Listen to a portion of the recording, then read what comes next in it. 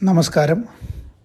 തിരുനാവായിൽ നടക്കുന്ന മഹാമാഘ മഹോത്സവത്തിൻ്റെ ഭാഗമായി നടന്ന ഭുവനേശ്വരി വിധാനത്തിലുള്ള പൂജയുടെ അവസാനത്തിലുണ്ടായ കുരുതിയുടെ മുന്നോടിയായിട്ട് കളരിയുടെ കുറച്ച് ചുവടുകൾ ദേവിയുടെ മുമ്പിൽ സമർപ്പിക്കുകയുണ്ടായി. കളരിപ്പയറ്റ് എന്ന് പറയുന്നത് തന്നെ ദേവിക്കുള്ളൊരു സമർപ്പണമാണ്. ശരീരം തന്നെയാണ് ഇവിടെ നമ്മുടെ സാധനയുടെ ഉപാധി. എല്ലാ സാധനയുടെ ഉപാധി ശരീരമാണ്. ഇവിടെ ഓരോ ചുവടും വയ്ക്കുന്നത് ദേവിയുടെ മുന്നിലാണ്. അപ്പോൾ ഇവിടെ ചെയ്യുന്ന ഈ അടക്കത്തിൻ്റെ പേര് വാൾവലി എന്നാണ്. ശരീരത്തിൽ വെറ്റിലകളെ ഒട്ടിച്ചുകൊണ്ട് ആ വെറ്റിലകളെ മുറിക്കുക, ശരീരത്തെ മുറിയാതെ വെറ്റിലകളെ മുറിച്ച് ആ വീരൻ്റെ കൈയടക്കവും ക്ഷമതയും പരിശോധിക്കുകയും പ്രകടിപ്പിക്കുകയും ചെയ്യുന്ന ഒരു രീതി കൂടിയായിരുന്നു ഒരു കാലത്ത് ഈ പറയുന്ന വാൾവലി എന്ന് പറയുന്ന സമ്പ്രദായം.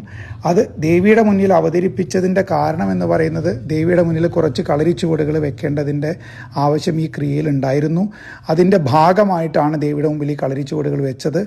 ഒരുപാട് പേര് വീണുറങ്ങിയ മണ്ണാണ്. നമ്മുടെ തിരുനാവായിലെ മാമാങ്ക ഭൂമി കൂടിയാണ്. അപ്പോൾ ആ വീണുറങ്ങിയ നമ്മുടെ വീരന്മാർക്ക് മുന്നിലുള്ളൊരു സമർപ്പണം കൂടിയാണ്. ദേവി അവരെ കാണുന്ന പോലെ ഞങ്ങളെ കാണുന്നതിന് വേണ്ടി കൂടിയാണ് ഈ പറയുന്ന ഈ അടക്കം അവിടെ ചെയ്തത്.